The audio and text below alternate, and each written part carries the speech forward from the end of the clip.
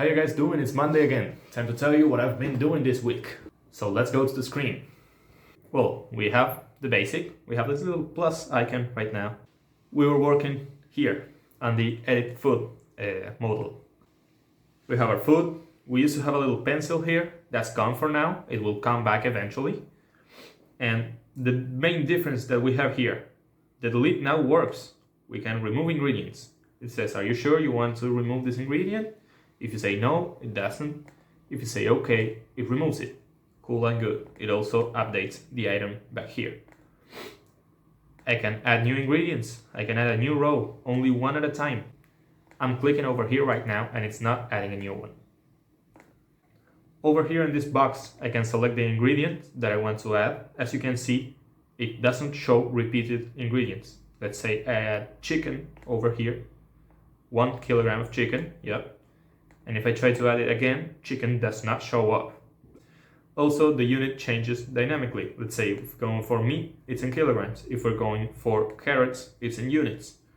And another thing that we have is the ability to accept, for example, 1 carrot, or to cancel, and it doesn't add it. Next, if we want to add an ingredient that is not here, let's say bacon, we can add that. We can change the name, we can select the unit, let's say in grams, and we can either cancel, which doesn't create a new one, or close this, which doesn't create. We can click outside, but that does nothing, and we can save the changes, and it adds it right here to the list. As you can see, not only does it add it, but it clips it selected with the right unit. We can cancel this, and the bacon is still on the array, so I can now select it. Great. Up next, the other modification that I did was the ability to completely eliminate one food, one recipe.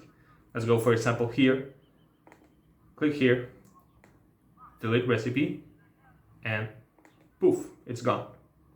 I can search for it, but it's completely gone. I removed it from the array that was holding the actual recipe. In the future, what this will do is it will delete it from the database. Right now I don't have the page connected to the database. I couldn't get to that yet. I'm working with arrays and separate functions, so when I do connect the database, it's going to be easier to change from static to dynamic. The next thing I added over here is this little plus icon. This is not working correctly yet. As you can see, it's a mess. But the idea would be to have an input right here. Let's say, for example, what I'm searching for. I want to find a food, for example, a Caesar salad. Caesar salad, I think it's this way how you spell it. We click on the add button, and as you can see, it shows up right here. This is completely editable, so I can realize, oh, this is not written like this, whatever. And the idea would be to have a working, as you can see, this is completely wrong. The idea would be to have right here the possibility to add different ingredients. That this would be a blank template, and we add all the ingredients that we have to add to create a new recipe. And right here, instead of saying delete recipe, to say create recipe. And after that, it would be added over here with the rest of the items. That has basically been the work this week. I know this doesn't look like much, but remember, I'm doing 1 hour a day. And one day I'm using that hour to create this video. So this is just 6 hours a week. It's less than a day's work that I'm doing every week. That's why you can see that this page is moving forward so slowly, but it's always moving forward. That's the importance that I want to show with this channel. You don't need to put a lot of hours every day. You can be busy, you can work, you can study, you can do other things. And if you put a little bit of work every day, you will make progress towards your goal. Now, motivation talk aside, for next week, what I want to do is finish the whole add new food, new recipe to the page. Finish that modal that I just showed you, this one right here. And after I'm done with that, I will finally start connecting the page to the database. This week, I will start with that. I will not finish because it's going to take me at least 1 entire week.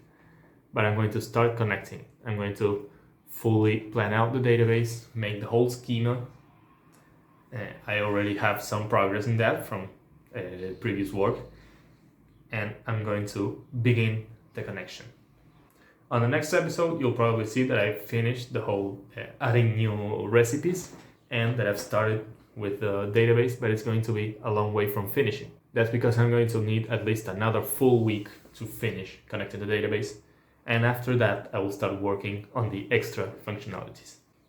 So that's what I've got so far. See you next Monday.